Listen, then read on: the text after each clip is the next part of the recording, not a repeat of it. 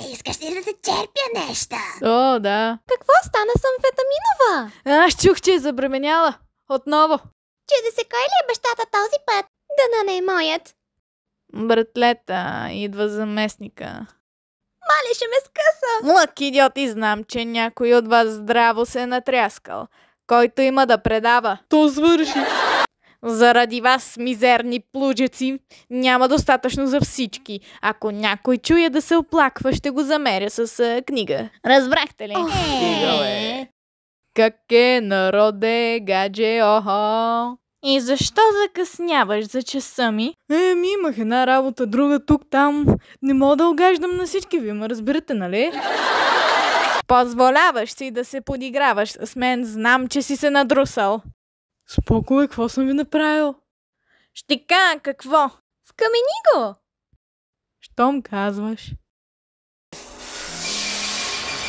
Какви ги вършиш, бе?